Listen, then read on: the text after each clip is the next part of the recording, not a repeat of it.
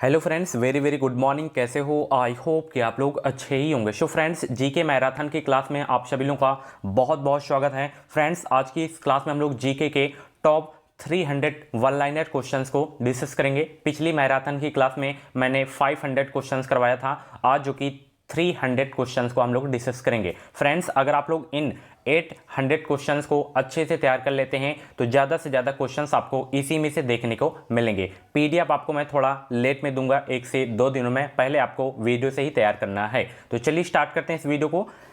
Note करते हुए चलिएगा अगर आपको समय अपना बचाना है तो। सबसे पहला क्वेश्चन यहाँ पे देख सकते हैं कि भारत में सर्वप्रथम स्वर्ण मुद्राएं जो है किसने चलाई थी। तो स्वर्ण मुद्राएं सबसे पहले भारत में चलाई गई थी इंडो बैक्ट्रियन के द्वारा। किसके द्वारा? इंडो बैक्ट्रियन के द्वारा। अगर पिछली वाली क्लास को नहीं देखे हैं, 1 से 500 तक के क्वेश्चंस को नहीं देखें तो जाके देखिए, अभी परसों ही वो क्लास हुई है। ठीक है।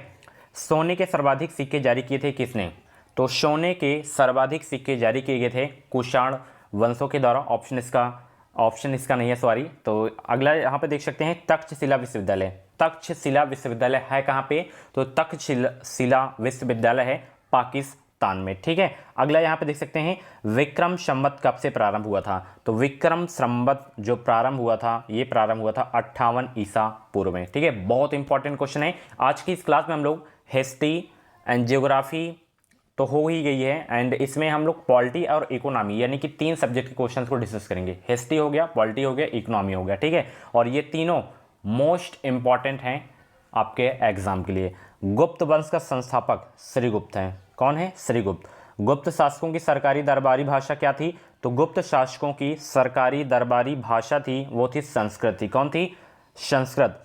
जो ये फहान चीनी यात्री था, ये किसके शासनकाल में भारत आया था? मोस्ट इंपॉर्टेंट है। तो ये चंद्रगुप्त द्वितीय के शासनकाल में भारत आया था फहान, जो कि चीनी यात्री था। ठीक है। अगला यहाँ पे देख सकते हैं, सारे के सारे वन लाइनर क्वेश्चन होंगे। अगला यहाँ पे है बाल विवाह की प्रथा आरंभ हुई थी किस काल में? तो बाल विवाह की प्रथा आरंभ हुई थी गुप्त काल में हुई थी। कहाँ पे? गुप्त काल में। अगर आप लोग 300 क्वेश्चन को तैयार कर लेते हैं तो कम से कम आपको 8 से 10 क्वेश्चंस आपको इसी में से देखने को मिलेंगे।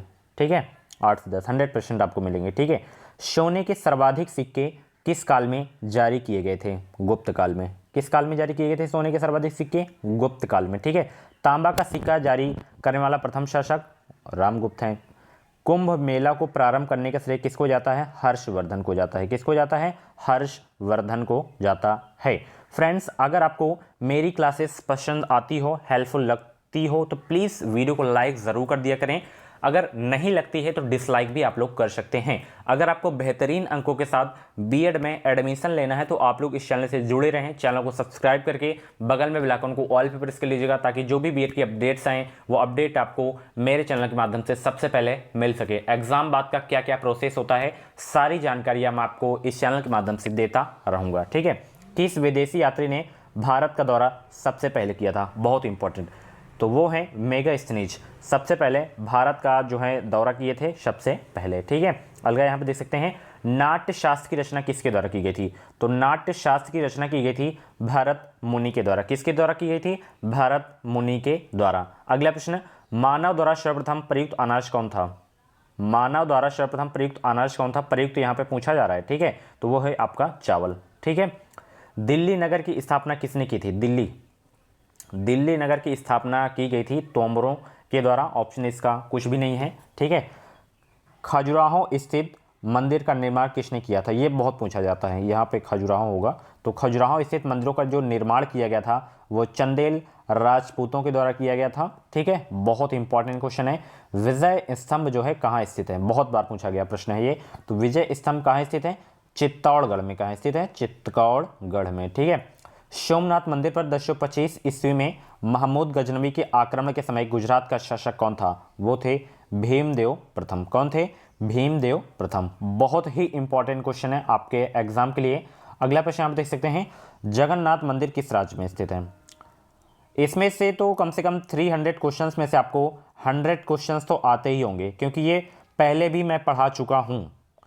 जियोग्राफी, हिस्ट्री, इकोनॉमी, पॉलिटी सारे की सारे मैं करवा चुका हूँ क्लासेस, और आप लोग देखे भी होंगे।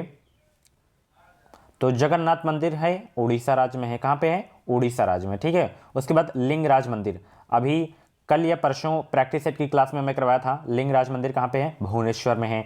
पाल वंश का संस्थापक गोपाल हैं, बहुत ही इंपॉर्टेंट है, स्टार लगा लीजिएगा। और पाल वंश की राजधानी क्या था? मुंगेर थी। क्या थी? मुंगेर पाल वंश की राजधानी थी। ठीक है, अगला प्रश्न देखते हैं। राष्ट्रकूट वंश का संस्थापक व राजधानी कहाँ थी? तो राष्ट्रकूट वंश के जो संस्थापक थे वो थे दुर्ग या दंतिवर्मन द्वितीय, और इसकी राजधानी मालखंड थी। क्या थी? मालखंड थी। हर एक प्रश्न आपके एग्जाम के लिए इंपॉर्टेंट है, किसी भी प्रश्न को आपको छोड़ना नहीं है। पूरे 300 क्वेश्चंस को आपको नोट करना है, अपनी नोट्स में रिवीजन कर लीजिए। अभी 9 से 10 दिन आपके पास समय है, 9 से 10 दिन रिवीजन के लिए बहुत समय है, इतना दिन आपके लिए। ठीक है, अगर केवल रिवीजन करते हैं तो आपके लिए बहुत है समय। ठीक है, तो पूरे 800 क्वेश्चंस को आप लोग याद कर सकते हैं, बहुत समय आपके पास। पल्लवों की राजधानी थी संस्कृत, राजभाषा, सॉरी, तो पल्लवों की जो राजभाषा थी वो थी संस्कृत थी। ठीक है, उसके बाद एलोरा गुफा का निर्माण किसके द्वारा किया गया था? राष्ट्रकूटों के द्वारा एलोरा गुफा का निर्माण किया गया था। बहुत ही इंपॉर्टेंट क्वेश्चन है एग्जाम के लिए। ठीक है, अगले यहाँ पर देख सकते हैं चोल साम्राज्य का संस्थापक। तो चोल साम्राज्य का जो संस्थापक था वो था विजयालय। कौन था? विजयालय। ठीक है, बहुत इंपॉर्टेंट है। दिल्ली सल्तनत की दरबारी भाषा क्या थी? तो दिल्ली सल्तनत की जो दरबारी भाषा थी वो थी फारसी। क्या थी? फारसी थी। आगरा शहर की स्थापना किसके द्वारा की गई थी? आगरा शहर की स्थापना की गई थी सिकंदर लोदी के द्वारा की गई थी। आगरा शहर की स्थापना। कतई जहर वाले प्रश्न हैं, ये मैंने खुद से अपने हाथ से नोट्स बनाया है। थोड़ा राइटिंग में आपको समझने में दिक्कत हो सकती है, तो एडजस्ट करें किसी तरह आप लोग। पोलो खेलते समय किसकी मृत्यु हुई थी? तो पोलो खेलते समय घोड़े से गिरकर कुतुबुद्दीन ऐबक की मृत्यु हो गई थी। कई बार ये क्वेश्चंस एग्जाम में पूछा गया है, मैंने खुद ही कई बार एग्जाम दिए हैं, तो ये क्वेश्चंस मैंने खुद ही देखे हैं। जैसे एसएससी के एग्जाम में ये क्वेश्चंस मैंने देखे हैं। उसके बाद लोदी वंश का अंतिम शासक। तो लोदी वंश का अंतिम शासक कौन था? इब्राहिम लोदी था। कौन था? इब्राहिम लोदी था। ठीक है, और इब्न बतूता जो यात्री था ये कहाँ से आया था? ये भी प्रैक्टिस की क्लास में करवाया हूँ क्वेश्चंस। मोरक्को से आया था यात्री इब्न बतूता। ठीक है, भारत में मुस्लिम राष्ट्र का संस्थापक मोहम्मद गोरी। मुस्लिम राष्ट्र का संस्थापक किसे माना जाता है? मोहम्मद गोरी को माना जाता है। ठीक है, ऐसा लुसेंट का निचोड़ आपको कहीं पे नहीं मिलेगा। ठीक है, ये लुसेंट बुक जो आती है उससे मैंने खुद से बनाया है। जितने भी इंपॉर्टेंट क्वेश्चन हैं, फालतू के क्वेश्चन इसमें आपको एक भी नहीं देखने को मिलेंगे। किसने इक्तादारी प्रथा चलाई थी? तो इक्तादारी प्रथा चलाई गई थी इल्तुतमिश के द्वारा चलाई गई थी। किसके द्वारा? इल्तुतमिश के द्वारा चलाई गई थी इक्तादारी प्रथा। लाख बख्श के नाम से किस शासक को जाना जाता था? तो कुतुबुद्दीन ऐबक को जाना जाता था लाख बख्श के नाम से, क्योंकि ये लाखों दान करने वाला था। क्या? लाखों दान करता था, तो इसी की वजह से इनको जो है लाख बख्श के नाम से जाना जाता था कुतुबुद्दीन ऐबक को। ओके, गुलाम वंश का संस्थापक कुतुबुद्दीन ऐबक ही था। ठीक है, गुलाम वंश आप लोग पढ़े ही हैं, पढ़ाया हूँ पहले भी। दिल्ली का पहला तुगलक सुल्तान कौन था? तो दिल्ली का पहला तुगलक सुल्तान कौन था? गियासुद्दीन तुगलक था। कौन था? गियासुद्दीन तुगलक था दिल्ली का पहला तुगलक सुल्तान। ठीक है, किसने अपने आप को खलीफा घोषित किया था? किसने अपने आप को खलीफा घोषित किया था? तो मुबारक शाह खलजी ने जो है अपने आप को खलीफा घोषित किया था। कतई जहर वाले प्रश्न हैं सारे के सारे।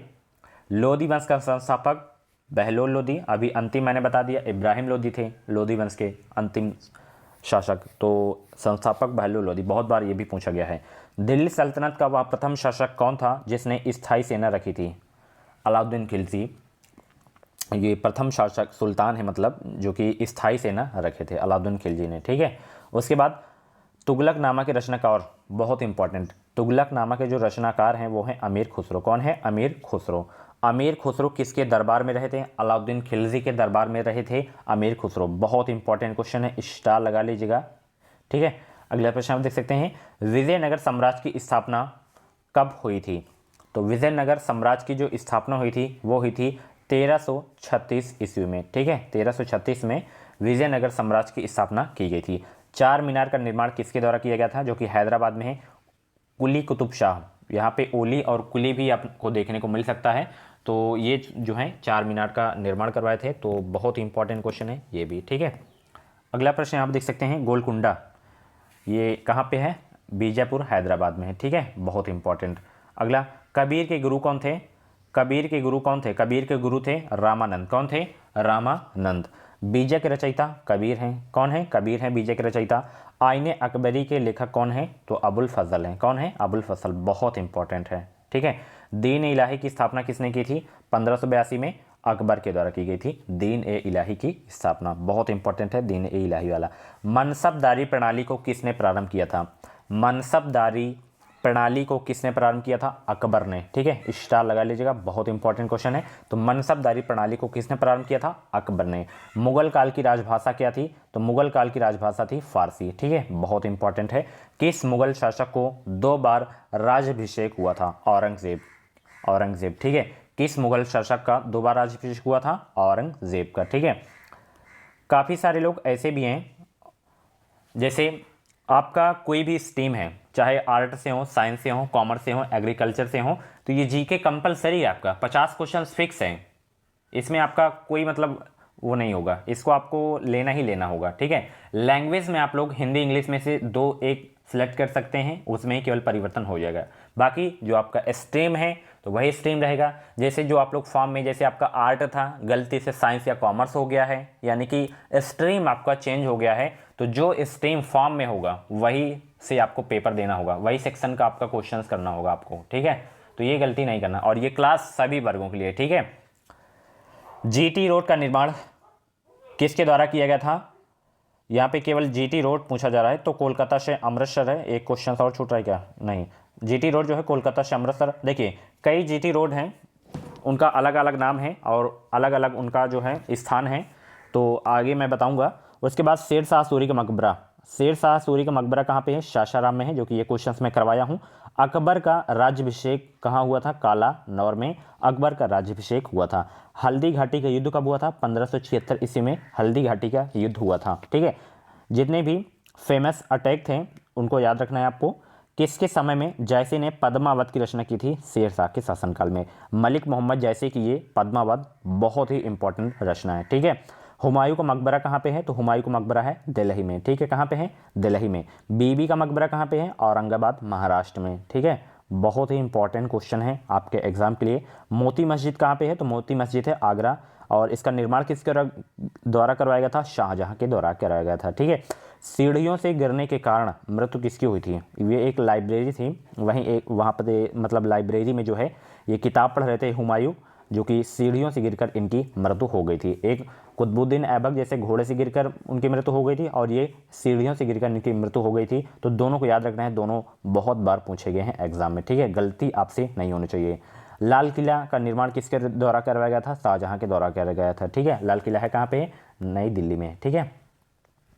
अगला प्रश्न आप देख सकते हैं, किस मुगल बादशाह को जिंदा पीर कहा जाता था? औरंगजेब को जिंदा पीर कहा जाता था। कतई जहर वाले प्रश्न हैं आपके एग्जाम के लिए। जामा मस्जिद का निर्माण शाहजहां के द्वारा करवाया गया था। किसके द्वारा? शाहजहां के द्वारा करवाया गया था, ठीक है। शेरशाह का बचपन का नाम फरीद खान था। क्या था? फरीद खान शेरशाह का बचपन का नाम था। अकबरनामा के लेखक अबुल फजल हैं। कौन है? अबुल फजल, ठीक है। पानीपत का तीसरा युद्ध कब हुआ था? 1761 में, ठीक है। पेशवा बाजीराव और अहमद शाह अब्दाली के बीच हुआ था। 1526 में प्रथम हुआ था और 1556 में आपका द्वितीय हुआ था, ठीक है। पहला वाला बाबा और इब्राहिम लोदी, एंड दूसरा वाला अकबर और हेमू के बीच हुआ था, द्वितीय युद्ध वाला, ठीक है। भारत में ईस्ट इंडिया कंपनी का पहला गवर्नर जनरल कौन था? तो भारत में ईस्ट इंडिया कंपनी का पहला गवर्नर जनरल था सर जॉन सोर। कौन था? सर जॉन सोर, ठीक है। बहुत इंपॉर्टेंट क्वेश्चन है। अभी तक भी अगर आप लोग वीडियो को लाइक नहीं किए हैं तो प्लीज़ यार वीडियो को लाइक ज़रूर करें, और जो भी आपके फ्रेंड्स में बीएड का फॉर्म डाले हो तो उनको ये वीडियो आप लोग शेयर करें। जो भी आपके पास एसटीडी ग्रुप्स वगैरह हो तो उनको उनमें आप लोग शेयर करें इस वीडियो को, ठीक है। पुर्तगालियों ने जो है भारत में सर्वप्रथम कहाँ अपनी फैक्ट्री स्थापित की थी? बहुत पूछा जाता है ये फैक्ट्री से। तो कालीकट में सबसे पहली अपनी फैक्ट्री जो है स्थापित किए थे पुर्तगालियों ने, ठीक है। और सबसे पहले भारत में एंट्री किसने की थी? पुर्तगालियों में, और सबसे लास्ट में भी यही गए थे पुर्तगाली, ठीक है। 1498 में आए थे वास्को डी गामा केरल के कालीकट नामक स्थान पे, ठीक है। भारत में 1612 ईस्वी में अंग्रेजों ने अपनी फैक्ट्री कहाँ स्थापित की थी? ये भी बहुत इंपॉर्टेंट है। तो अंग्रेजों ने अपनी जो सबसे पहले फैक्ट्री स्थापित की थी तो ये किए थे सूरत में किए थे। कहाँ पे किए थे? सूरत में किए थे। फ्रांसीसियों ने अपना पहला कारखाना सूरत में ये भी किए थे, और डचों ने भी अपना पहला कारखाना सूरत में स्थापित किए थे। तो ये जितने भी फैक्ट्री कारखाना वाले क्वेश्चंस हैं इनको आपको अच्छे से याद कर लेना है, ठीक है। मैं किसी दिन आपका टेस्ट लूँगा, इसमें से जितना मैं पढ़ाया हूँ पूरा एक मैराथन क्लास लूँगा, उसमें आपकी जो है मैं तैयारी करूँगा, यानी कि पेपर में आपके 200 क्वेश्चंस आते हैं तो पूरा 200 क्वेश्चंस का आपका मैं टेस्ट लूँगा, ठीक है। फिर उसमें आप लोग अपना स्कोर बताइएगा कितना क्या जाता है आपका, ठीक है। प्रसिद्ध चेतक घोड़ा संबंधित है किससे? तो ये जो है राणा प्रताप से संबंधित है, ठीक है, प्रसिद्ध चेतक घोड़ा। जंतर मंतर का निर्माण किसके द्वारा करवाया गया था? अभी पिछली क्लास में भी करवाया था, तो जय सिंह द्वितीय के द्वारा जंतर मंतर का निर्माण करवाया गया था। है जंतर मंतर है कहाँ पे? नई दिल्ली में, जयपुर राजस्थान में भी है, ठीक है। सूर्य मंदिर स्थित है कहाँ पे? कोणार्क में, ठीक है। कहाँ पे स्थित है? कोणार्क में। इसे ब्लैक पैगोडा के नाम से भी जाना जाता है, ठीक है। और कहाँ पे है? उड़ीसा में है, ठीक है। कोणार्क उड़ीसा ही है, ठीक है। भारत का प्रथम गवर्नर जनरल कौन था? तो भारत का प्रथम गवर्नर जनरल व वायसराय कौन था? लॉर्ड कैनिंग था, ठीक है। वायसराय भी इसमें दिया गया, ठीक है। टीपू सुल्तान की राजधानी श्रीरंगपट्टनम क्या थी? श्रीरंगपट्टनम। भारत का प्रथम गवर्नर जनरल तो विलियम बेंटिक थे, भारत के प्रथम गवर्नर जनरल, ठीक है। आज की क्लास और भी ज़बरदस्त है पिछली क्लास की तुलना में। सती प्रथा का अंत करने वाला तथा ठगी को समाप्त करने का श्रेय किसको जाता है? तो लॉर्ड विलियम को जाता है, लॉर्ड विलियम बेंटिक को जाता है। सती का प्रथा का अंत करना और ठगी को समाप्त करने का श्रेय जो जाता है लॉर्ड विलियम बेंटिक को जाता है, ठीक है। भारत में प्रथम रेल लाइन निम्न में से किसके बीच बिछाई गई थी? भारत में प्रथम रेल लाइन निम्न में से किसने बिछाई थी? George Clarke. और किसके शासन में? लॉर्ड डलहौजी के शासनकाल में प्रथम रेलवे लाइन बिछाई गई थी, ठीक है। भारत में सबसे पहला सूती वस्त्र मिल कहाँ पे स्थापित किया गया था? मुंबई में, ठीक है। सूती वस्त्रों की राजधानी भी कहा जाता है किसको? मुंबई को, ठीक है। रैयतवाड़ी व्यवस्था कब से लागू की गई थी? रैयतवाड़ी व्यवस्था कब लागू की गई थी? 1820 में रैयतवाड़ी व्यवस्था जो है लागू की गई थी। भारत में आधुनिक शिक्षा का जन्मदाता किसे माना जाता है? तो भारत में आधुनिक शिक्षा का जन्मदाता माना जाता है चार्ल्स ग्रांट को। किसको माना जाता है? चार्ल्स ग्रांट को माना जाता है भारत में आधुनिक शिक्षा का जन्मदाता, ठीक है। स्वामी विवेकानंद का मूल नाम क्या था? तो स्वामी विवेकानंद का जो मूल नाम था वो था नरेंद्र नाथ दत्त। क्या था? नरेंद्र नाथ दत्त। रामकृष्ण मिशन की स्थापना किसके द्वारा की गई थी? तो स्वामी विवेकानंद के द्वारा की गई थी रामकृष्ण मिशन की स्थापना, ठीक है। बहुत इंपॉर्टेंट क्वेश्चन है। भारत में अंग्रेजी शिक्षा लागू की गई थी किसके द्वारा? तो भारत में अंग्रेजी शिक्षा लागू की गई थी विलियम बेंटिक के द्वारा अंग्रेजी शिक्षा लागू की गई थी। आधुनिक भारत का जनक किसे? राजा राम मोहन राय को जाना जाता है आधुनिक भारत के जनक के रूप में। कतई जहर वाले प्रश्न है, ठीक है। स्वामी दयानंद सरस्वती का मूल नाम क्या था?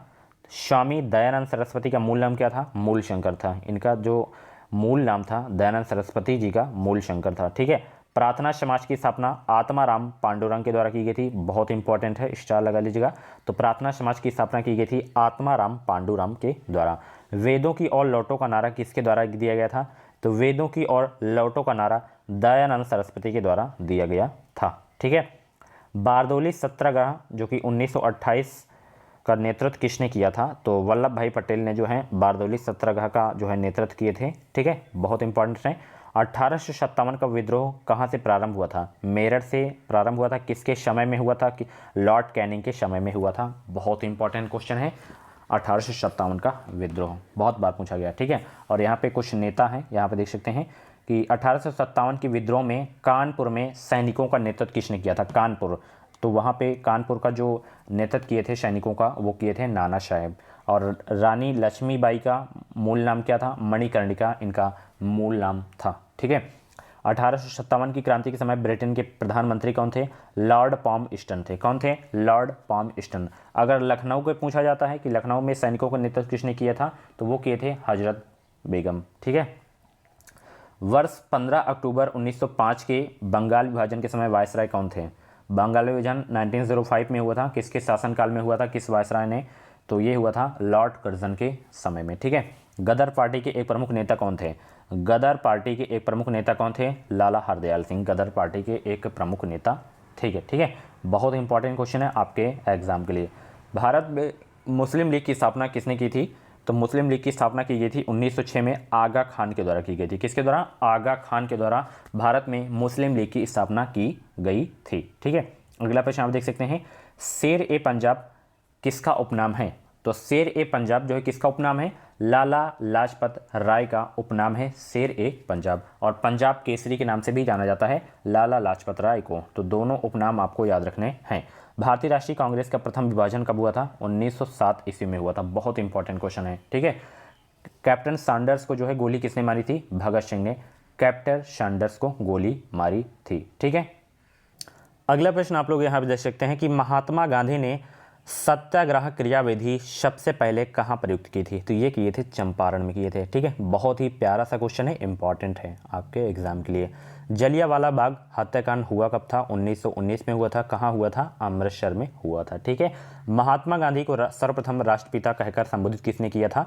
सुभाष चंद्र बोस ने सबसे पहले महात्मा गांधी को सर्वप्रथम राष्ट्रपिता कहकर संबोधित किए थे, ठीक है। तो बहुत ही इंपॉर्टेंट है आपके एग्जाम के लिए। कायदे आजम किसे कहा जाता है? तो कायदे आजम कहा जाता है मोहम्मद जिन्ना को, ठीक है। उसके बाद दीन बंधु के नाम से किसे जाना जाता है? तो CF एंड्रूज को जो है दीन बंधु के नाम से जाना जाता है, ओके। भारत की आज़ादी के समय कांग्रेस के अध्यक्ष कौन थे? तो भारत की आज़ादी के समय कांग्रेस के जो अध्यक्ष थे वो थे JB कृपलानी।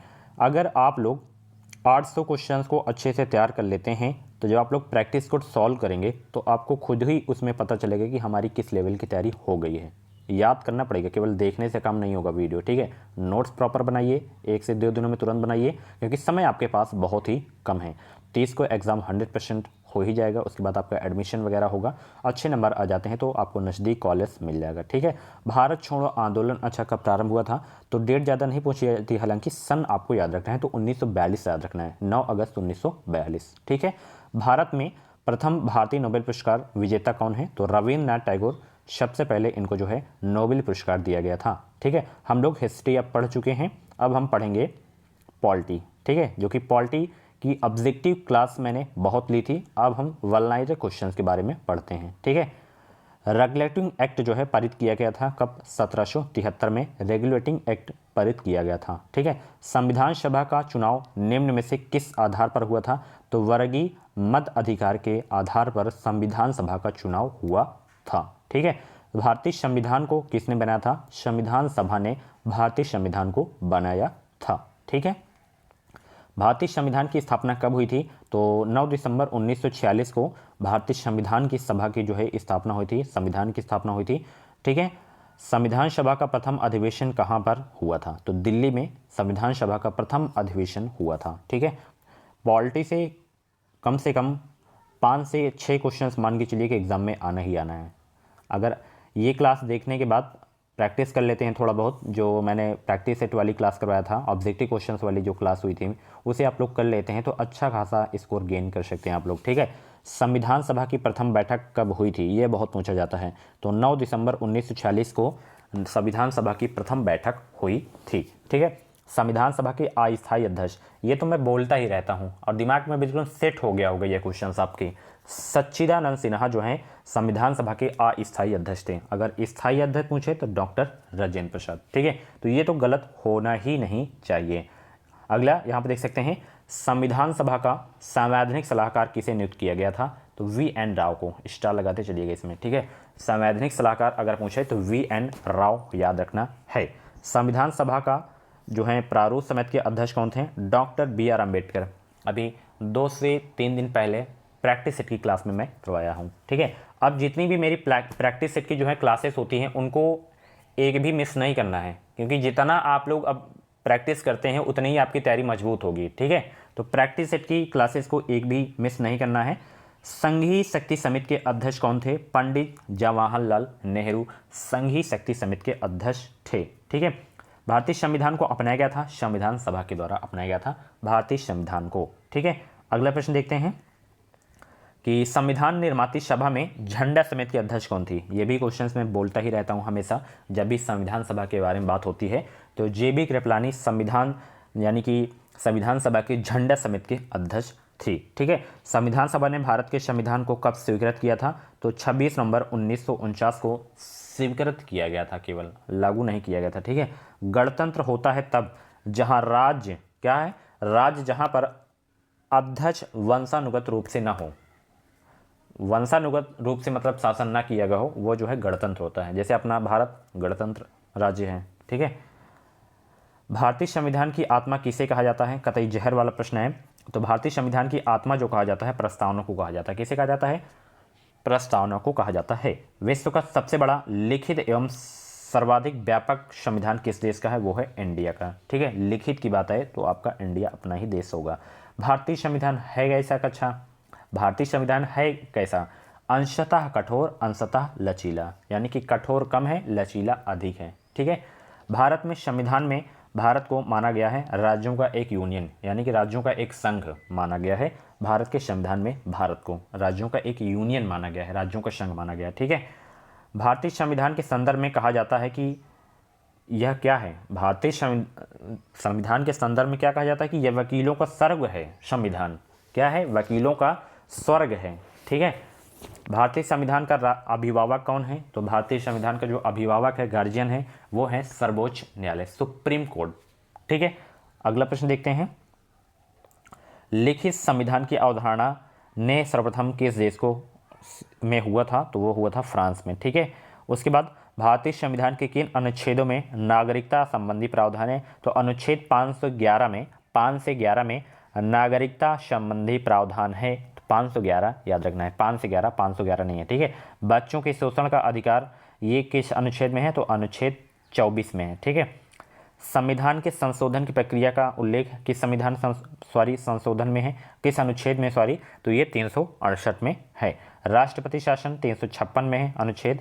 राष्ट्रीय आपातकाल अनुच्छेद 352। भारत एक क्या है? राज्यों का संघ है। ये क्वेश्चंस में पहले भी करवाया था, बट टॉपिक वाइज में आपका क्लियर हो जाएगा इसमें जल्दी, ठीक है। भारतीय संघ में किसी राज्य को सम्मिलित करने का अधिकार किसे है? तो मात्र संसद जो है नए राज्य का गठन कर सकता है, नाम में परिवर्तन कर सकता है, नया राज्य के संसद केवल, ठीक है। किसी राज्य के नाम में परिवर्तन संसद ही कर सकता है, अभी मैंने आपको बताया, ठीक है। भाषाई आधार पर गठित भारत का प्रथम राज्य कल की क्लास में मैं करवाया था, आंध्र प्रदेश कब हुआ था? 1956 में भाषाई आधार पर गठित होने वाला भारत का प्रथम राज्य है। झारखंड की स्थापना कब हुई थी? झारखंड राज्य की 15 नवंबर 2000 को, ठीक है। जो लास्ट है जैसे आपका झारखंड हो गया, तेलंगाना हो गया, उत्तराखंड हो गया, तो इनका बहुत पूछा जाता है, ठीक है। तो ये सारे क्वेश्चंस आपको याद रखना है, ठीक है। उसके बाद यहाँ पे देख सकते हैं कि भारतीय संविधान के किन अनुच्छेदों में नागरिकता संबंधी प्रावधान किया गया है? तो अनुच्छेद 5 से 11 में नागरिकता संबंधी प्रावधान किए गया है। अगला प्रश्न, भारतीय संविधान निम्न में से कौन सी नागरिकता प्रदान करता है? तो एकल नागरिकता प्रदान करता है भारतीय संविधान। कोई व्यक्ति भारतीय नागरिक नहीं होगा यदि वह जो है स्वेच्छा से दूसरे देश की नागरिकता ग्रहण कर चुका है, तो वो जो है भारत का नागरिक नहीं होगा, ठीक है। बहुत ही इंपॉर्टेंट क्वेश्चन है आपके एग्जाम के लिए।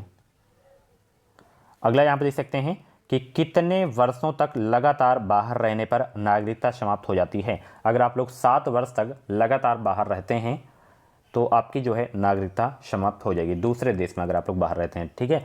भारतीय संविधान में शामिल इकहरी नागरिकता किस देश के संविधान से प्रेरित है? ये है ब्रिटेन से, ठीक है।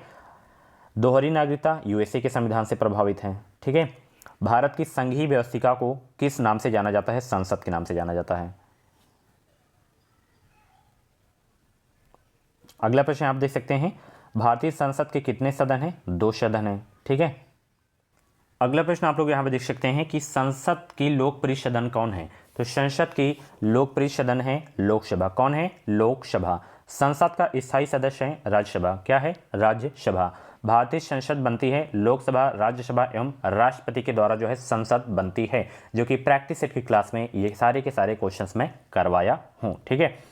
संसद को भंग करने के लिए कौन सक्षम है? तो संसद को भंग करने में जो संजम है वो है सक्षम है राष्ट्रपति, ठीक है। अगला प्रश्न आप देख सकते हैं, भारत का राष्ट्रपति एक क्या है? राज्य का प्रधान होता है भारत का राष्ट्रपति, ठीक है। राष्ट्रपति का निर्वाचन अप्रत्यक्ष रूप से होता है, ठीक है। राष्ट्रपति का जो निर्वाचन होता है अप्रत्यक्ष रूप से होता है। भारत के राष्ट्रपति को उसके पद से हटाया जा सकता है, संसद के द्वारा हटाया जा सकता है भारत के राष्ट्रपति को, ठीक है। ये जो महाभियोग की प्रक्रिया है जो राष्ट्रपति पर लगाई जाती है, ये जो है किस देश से प्रभावित है? यूएसए से। कहाँ से? यूएसए से। ठीक है, राष्ट्रपति एवं उपराष्ट्रपति दोनों बाहर हों तो उनका कार्यभार कौन संभालेंगे? तो सुप्रीम कोर्ट के मुख्य न्यायाधीश जो हैं उनका कार्यभार संभालेंगे। ठीक है, और राष्ट्रपति अपना त्यागपत्र सौंपता किसे है? तो उपराष्ट्रपति को राष्ट्रपति अपना त्यागपत्र सौंपता है। कतई जहर वाले प्रश्न हैं। कौन से राष्ट्रपति पूर्व में गृह मंत्री थे? तो ज्ञानी जैन सिंह जो है पूर्व में गृह मंत्री भी थे। ठीक है, यहाँ पे देख सकते हैं। चौथे राष्ट्रपति कौन थे? तो वो थे आपके वीवी गिरी। ठीक है, गैर कांग्रेसी उम्मीदवार कौन थे? तो गैर कांग्रेसी उम्मीदवार थे वीवी गिरी। स्वतंत्र भारत के राष्ट्रपति बिहार में थे। स्वतंत्र भारत के राष्ट्रपति जो थे वो कहाँ से थे? बिहार से थे। ठीक है, अगला प्रश्न आप लोग यहाँ देख सकते हैं कि किस राष्ट्रपति की मृत्यु कार्यकाल में ही उनकी हो गई थी? तो डॉक्टर जाकिर हुसैन ऐसे राष्ट्रपति थी, इनकी जो मृत्यु हुई थी इनके कार्यकाल में ही हो गई थी। अगला प्रश्न आप लोग यहाँ पे देख सकते हैं कि भारत में राष्ट्रपति चुना जाता है। तो भारत में जो राष्ट्रपति होते हैं वो चुने जाते हैं निर्वाचित संसदों व विधानसभा सदस्यों के द्वारा भारत के राष्ट्रपति चुने जाते हैं। ठीक है, प्रतिभा पाटिल कौन से नंबर की जो हैं ये राष्ट्रपति थी? 12वें, और ये भारत की प्रथम महिला राष्ट्रपति थी, ये भी आपको याद रखना है। भारत के फर्स्ट राष्ट्रपति के रूप में डॉक्टर राजेंद्र प्रसाद का चुनाव किया गया था संविधान सभा के द्वारा। ठीक है, अगला यहाँ पर देख सकते हैं डॉक्टर राजेंद्र और एस राधाकृष्णन, डॉक्टर जाकिर हुसैन, ये क्या थे? मतलब इनका क्रम है राष्ट्रपति का, इसके बाद ये हुए थे, इसके बाद ये हुए थे। ठीक है, उपराष्ट्रपति का निर्वाचन होता है किस रूप में? प्रत्यक्ष में, अप्रत्यक्ष रूप में? तो अप्रत्यक्ष रूप में इनका जो है चुनाव होता है, उपराष्ट्रपति का जो निर्वाचन होता है। अगला प्रश्न यहाँ पर देख सकते हैं कि उपराष्ट्रपति के चुनाव में कौन कौन मतदान करता है? तो उपराष्ट्रपति के चुनाव में कौन कौन मतदान करता है? लोकसभा एवं राज्यसभा के सदस्य जो हैं उपराष्ट्रपति के चुनाव में मतदान करते हैं, लोकसभा एवं राज्यसभा के सदस्य। ठीक है, उपराष्ट्रपति को उसके पद से हटाने का अधिकार किसे है? संसद को उपराष्ट्रपति को जो है उसके पद से हटाने का अधिकार है। ठीक है, तो बहुत ही इंपॉर्टेंट क्वेश्चन है आपके एग्जाम के लिए। ठीक है, आगे देखते हैं। 2 बार लगातार उपराष्ट्रपति कौन थे? तो वो थे डॉक्टर एस राधाकृष्णन, 2 बार लगातार उपराष्ट्रपति थे। किस एकमात्र उपराष्ट्रपति की मृत्यु पद पर जो है आसीन रहते हुए थे? कृष्णकांत ऐसे उपराष्ट्रपति थे, इनके जो है कार्यकाल के दौरान इनकी जो है मृत्यु हो गई थी। संसद का स्थायी एवं उच्च सदन कौन है? तो संसद का स्थायी एवं उच्च सदन है राज्यसभा। ठीक है, अगला प्रश्न आप लोग यहाँ पे देख सकते हैं किस राज्य में प्रतिनिधियों की संख्या सर्वाधिक है? तो अपने राज्य में जो है सबसे अधिक है प्रतिनिधियों की संख्या। टोटल कितनी है? 31 है। ठीक है, राज्यसभा के सदस्यों के लिए न्यूनतम आयु कितनी है? 30 वर्ष। राज्यसभा के सदस्यों के लिए जो न्यूनतम आयु है वो है 30 वर्ष। राज्यसभा को भंग करने का अधिकार किसे है? तो राज्यसभा को जो है भंग नहीं किया जा सकता है। ठीक है, अगला प्रश्न हम देख सकते हैं। अगला प्रश्न आप लोग यहाँ पे देख सकते हैं प्रधानमंत्री पद पर नियुक्त होते समय निम्न में से कौन राज्यसभा का सदस्य था? तो वो थे इंदिरा गांधी, मनमोहन सिंह, इंद्र कुमार गुजरात। ये जो हैं आपके प्रधानमंत्री पद पर नियुक्त होते समय राज्यसभा के सदस्य थे। ठीक है, उसके बाद राज्यसभा का अध्यक्ष उपराष्ट्रपति होते हैं। राज्यसभा के अध्यक्ष कौन होते हैं? उपराष्ट्रपति। बेसिक से क्वेश्चन है, कभी कभी यही पूछ लिया जाता है। मूल संविधान में लोकसभा सदस्यों की संख्या कितनी निर्धारित की गई है? 500 निर्धारित की गई है। ठीक है, 500 याद रखना है। ठीक है, लोकसभा की अधिकतम सदस्य संख्या कितनी हो सकती है? 552। वर्तमान में कितनी है? 545। ठीक है, ये बेसिक क्वेश्चंस आपको पते होने चाहिए। लोकसभा के लिए प्रथम आम चुनाव कब हुए थे? 1952 में। अगर 1952 नहीं रहता है, 51 रहता है, तो 1951 में भी आपको टिक करना है। ठीक है, आंध्र प्रदेश व पश्चिम बंगाल में जो है लोकसभा की सीटें कितनी हैं? तो टोटल है 42। ठीक है, सबसे अधिक बात करें तो यूपी में है 80। लोकसभा सदस्य अपना त्यागपत्र किसको देता है? तो लोकसभा अध्यक्ष को देता है अपना त्यागपत्र। ठीक है, लोकसभा को उसके कार्यकाल की समाप्ति के पूर्व भंग कर सकता है राष्ट्रपति द्वारा। मंत्री परिषद की सलाह पर जो है उसके कार्यकाल को समाप्ति के पूर्व ही भंग कर सकते हैं। ठीक है, अगला प्रश्न देखते हैं। अगला प्रश्न आप लोग यहाँ पे देख सकते हैं लगातार दूसरी बार प्रधानमंत्री पद पर आसीन होने वाले व्यक्ति कौन थे? तो वो थे जवाहरलाल नेहरू, इंदिरा और अटल बिहारी वाजपेयी। ये दो हैं लगातार दूसरी बार प्रधानमंत्री पद पर आसीन होने वाले व्यक्ति हैं। तीनों के नाम याद रखने हैं। संघीय मंत्रिपरिषद का अध्यक्ष कौन होता है? तो वो होते हैं प्रधानमंत्री, संघीय मंत्रिपरिषद के अध्यक्ष होते हैं। बहुत इंपॉर्टेंट क्वेश्चन है आपके एग्जाम के लिए। किस प्रधानमंत्री ने एक बार जो है पद से हटने के पश्चात दोबारा पद संभाला था? तो वो हैं इंदिरा गांधी। एक बार पद से हटने के पश्चात भी जो है दोबारा पद संभाले थे इंदिरा गांधी। ठीक है। प्रथम गैर कांग्रेसी प्रधानमंत्री कौन बने थे? मोरारजी देसाई प्रथम गैर कांग्रेसी प्रधानमंत्री थे। बहुत ही इंपॉर्टेंट क्वेश्चन है आपके एग्जाम के लिए। सबसे अधिक उम्र में प्रधानमंत्री पद पर आसीन होने वाले व्यक्ति कौन है? मोरारजी देसाई सबसे अधिक उम्र में प्रधानमंत्री पद पर आसीन होने वाले व्यक्ति हैं। बहुत ही इंपॉर्टेंट क्वेश्चन है आपके एग्जाम के लिए। भारत के प्रथम सिख प्रधानमंत्री कौन थे? तो भारत के प्रथम सिख प्रधानमंत्री कौन थे? मनमोहन सिंह थे। भारत के प्रथम सिख प्रधानमंत्री कौन थे? मनमोहन सिंह थे। अगला प्रश्न आप लोग यहाँ पे देख सकते हैं, भारत के प्रथम उप प्रधानमंत्री कौन थे? तो भारत के प्रथम उप प्रधानमंत्री कौन थे?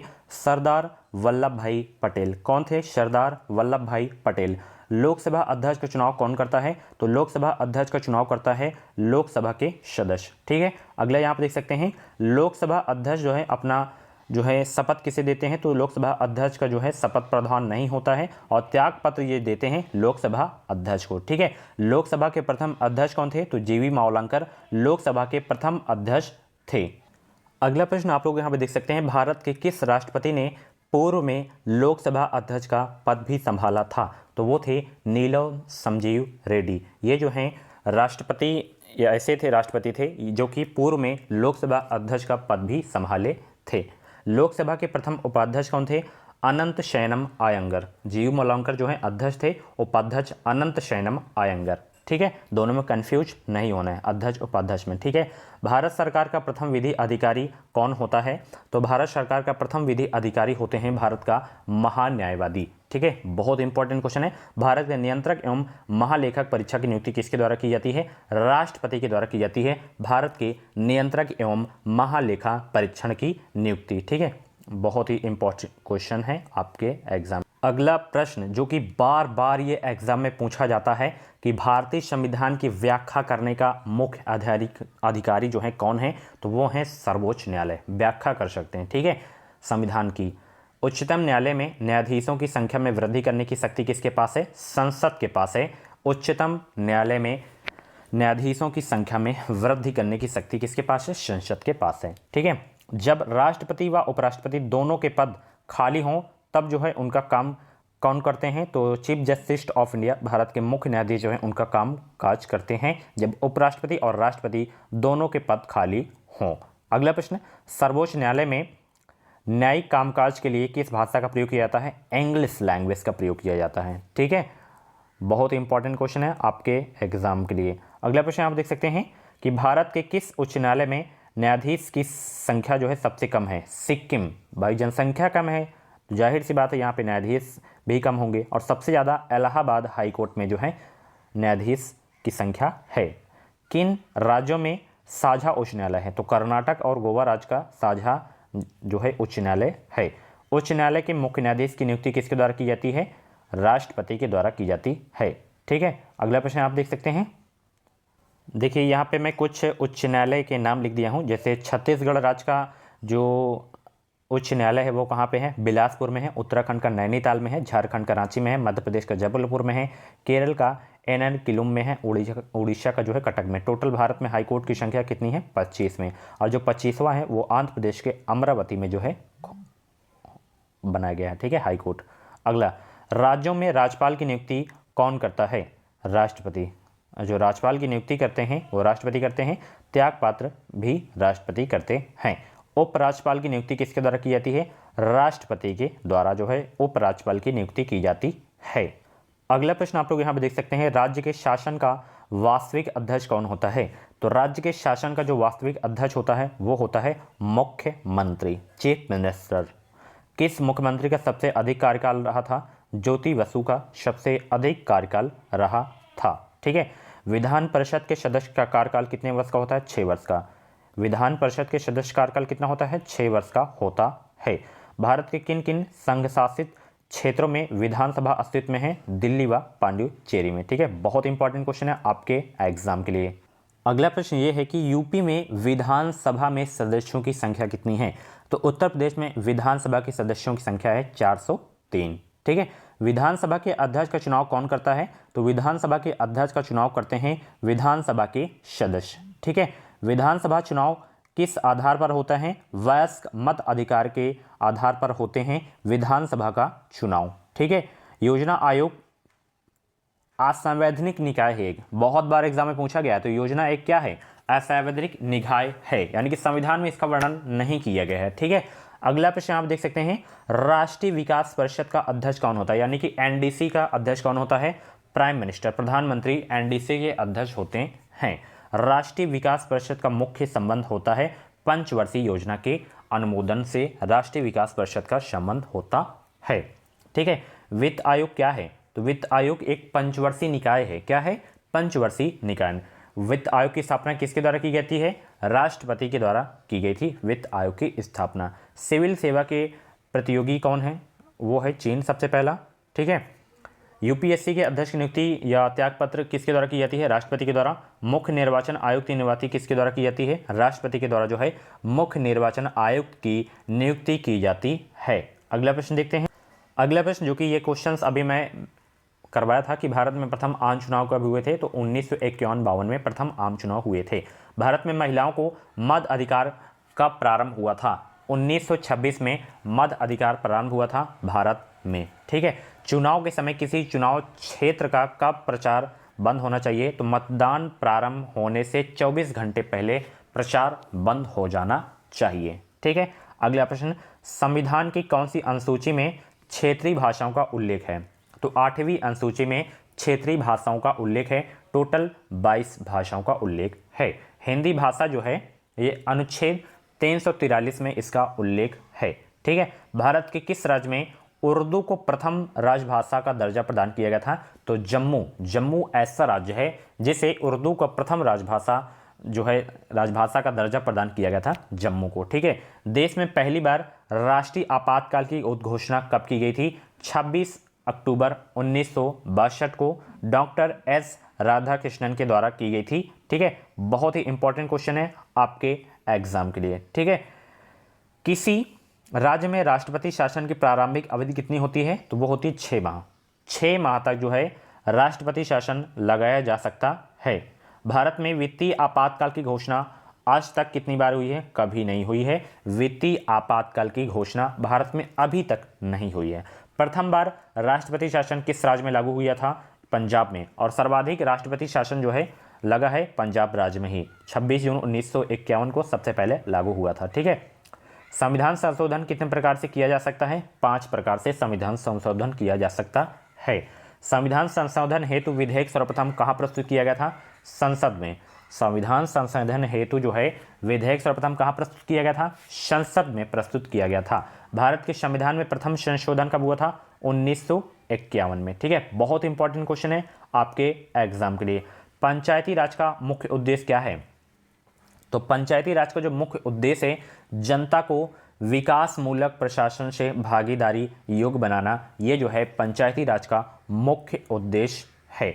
भारत में पंचायती राज अधिनियम कब लागू हुआ? तो 24 मार्च 1994 को जो है भारत में पंचायती राज अधिनियम लागू हुआ था। कतई जहर वाले प्रश्न हैं आपके एग्जाम के लिए। भारत में पंचायती राज का प्रारंभ किया गया था सबसे पहले कब? ये क्वेश्चन तो माइंड में आपके सेट हो गया होगा। तो 2 अक्टूबर 1959 को सबसे पहले राजस्थान में पंचायती राज का प्रारंभ किया गया था।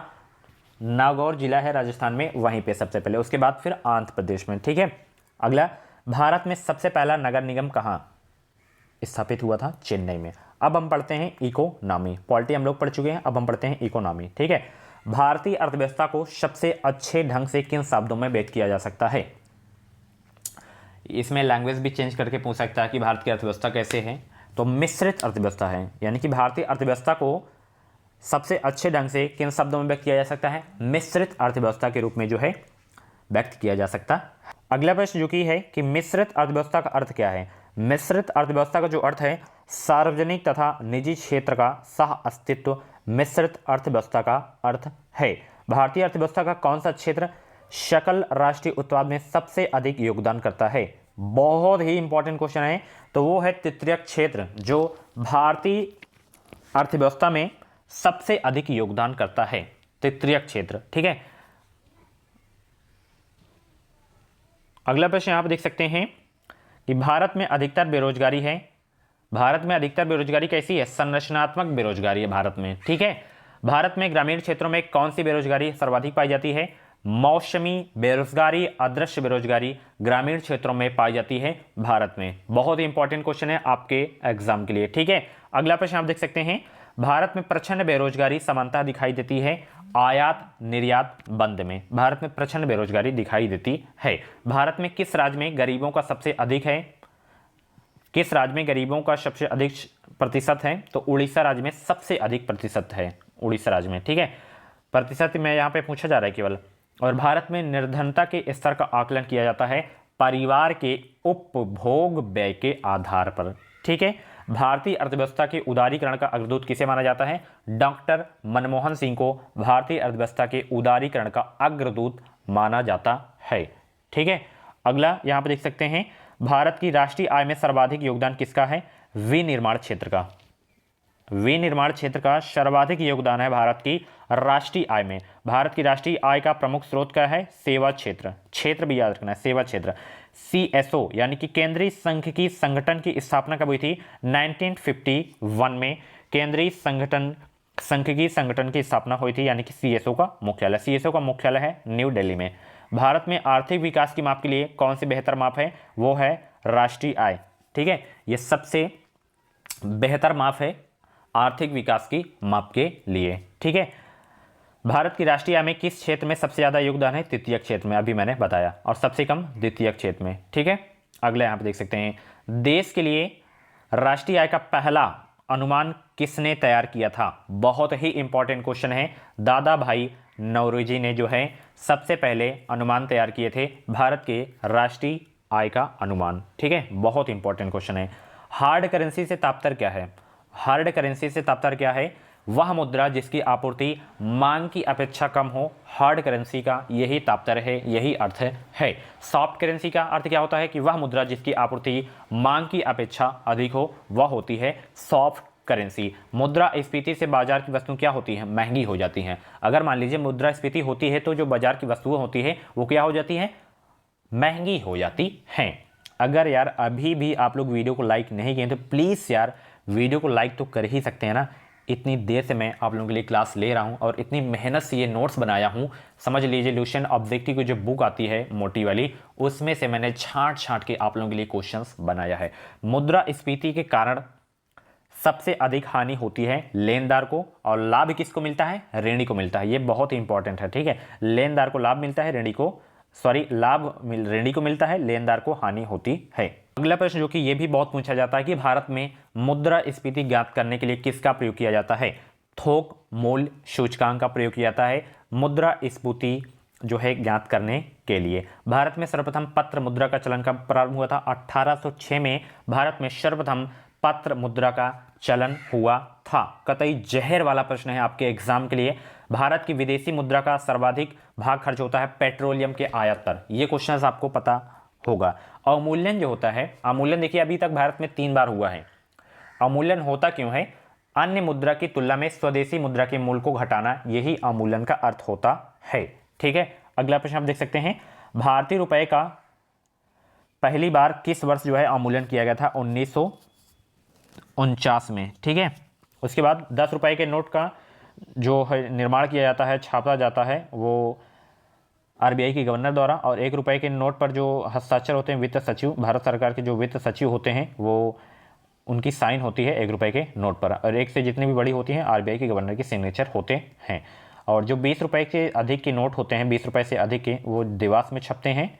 और पड़ोसी देश अफगानिस्तान में अपनी शाखा खोलने वाला भारत का सर्वप्रथम बैंक कौन है? तो वो है पंजाब नेशनल बैंक, PNB। ठीक है, किस देश में SBI की सर्वाधिक शाखाएं हैं? यूके, यूनाइटेड किंगडम में SBI की सर्वाधिक शाखाएं हैं यूके में। ठीक है, अगला प्रश्न आप लोग यहां पे देख सकते हैं, फेडरल रिजर्व बैंक किस देश का केंद्रीय बैंक है? USA का फेडरल रिजर्व बैंक केंद्रीय बैंक है, सेंट्रल बैंक है USA का। भारतीय यूनिट ट्रस्ट यानी कि UTI की स्थापना कब हुई थी? 1964 में UTI की स्थापना हुई थी। दलाल स्ट्रीट कहाँ पे है? मुंबई में। नाबार्ड की स्थापना कब हुई थी? 1982 में। भारत किसका आयात नहीं करता है? लौह एस का आयात नहीं करता है। तो औद्योगिक क्रांति सर्वप्रथम किस देश में हुई थी? इंग्लैंड में। बहुत इंपॉर्टेंट है। जो राउल केला है ये जो है जर्मनी देश की सहायता से खोला गया था, और बोकारो स्टील प्लांट रूस की सहायता से, दुर्गापुर स्टील इस्पात जो है कारखाना ये ग्रेट ब्रिटेन की सहायता से खोला गया था। ये वाला बहुत पूछा जाता है, ठीक है। भारत में सबसे बड़ी तेल शोधनशाला जो है ये कहाँ स्थित है? जामनगर में है, ठीक है। जामनगर में तेल शोधनशाला सबसे मतलब स्थित है ये। भारत में सिंचाई के सबसे महत्वपूर्ण साधन कौन है? नहरें, ठीक है। भारत में हरित क्रांति का सर्वाधिक प्रभाव किस फसल पर था? गेहूं पर था, ठीक है। हरित क्रांति की शुरुआत कब हुई थी? 1967-68 में हरित क्रांति की शुरुआत हुई थी। हरित शब्द के प्रतिपादक कौन थे? William God. श्वेत क्रांति के सूत्रधार किसे माने जाते हैं? वर्गीज कुरियन को। आलू उत्पादन में विश्व का भारत में स्थान कौन सा है? 5वां। उर्वरक उत्पादन में 3रा है। कॉफी में यहाँ पे राज्य यहाँ पे लिख दिया हूँ, कॉफी में कर्नाटक है, दालों में महाराष्ट्र है, चावल में पश्चिम बंगाल है, सोयाबीन मध्य प्रदेश, आलू उत्तर प्रदेश, मसाला केरल, मूंगफली गुजरात, रबड़ केरल, आम आंध्र प्रदेश, प्याज महाराष्ट्र। तो इनसे क्वेश्चंस जरूर आया करते हैं, तो इन सभी को याद कर लीजिए फसलों को। भारत में सर्वाधिक उत्पादन होता है किसका? तिलहन का। और भारत जो है प्रमुख आयातक है, दलहनों और तिलहनों का आयात ज़्यादा करता है। भारत में कितने % भूमि पर वनों का विस्तार है? 20.60% वनों का विस्तार है, ठीक है। ऑपरेशन फ्लड किस कार्य से संबंधित है?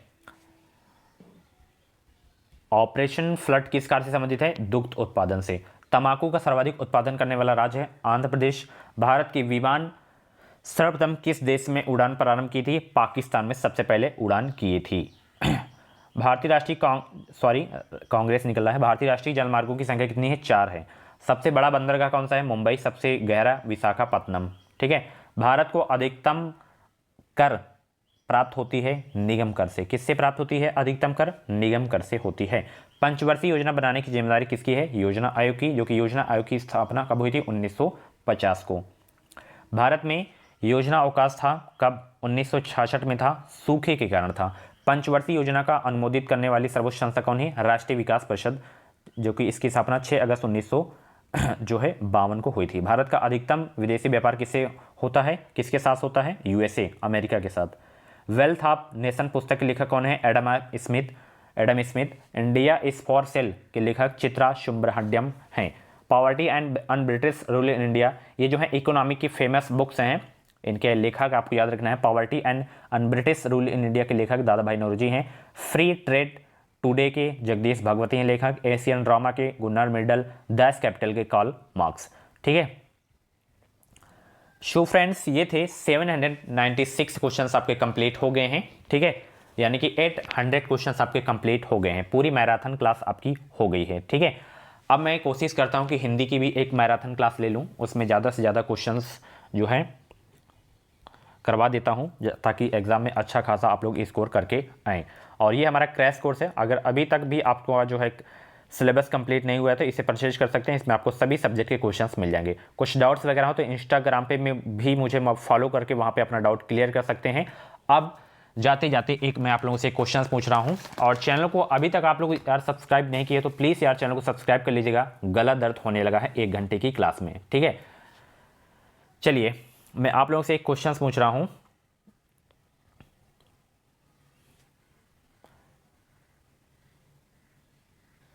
क्वेश्चंस ये है, गीत गोविंद का लेखक कौन था? गीत गोविंद का लेखक कौन था? ऑप्शन है जयदेव, कालिदास, राजा राव। एक बार फिर से क्वेश्चन सुनिए, गीत गोविंद के लेखक कौन था? जयदेव, कल्हड़, कालिदास, राजा राव। जो भी हो गीत गोविंद के लेखक आप लोग कमेंट बॉक्स में छाप दीजिए। और भी क्लासेस देखना तो आप लोग प्ले लिस्ट में जाइए। पीडीएफ आपको कल मिलेगी, शाम को मिलेगी, कंफर्म भी नहीं है। पहले आप लोग वीडियो से अपना तैयार कीजिए, ठीक है, उसके बाद पीडीएफ से रिवीजन कर लीजिएगा। मिलते हैं अगली क्लास पे। इस वीडियो को लाइक और शेयर करना मत भूलिएगा। और पीडीएफ परचेज करने में कोई प्रॉब्लम हो रही तो 7905632533 पे आप लोग कॉल्स मैसेज कर सकते हैं। Thank you guys.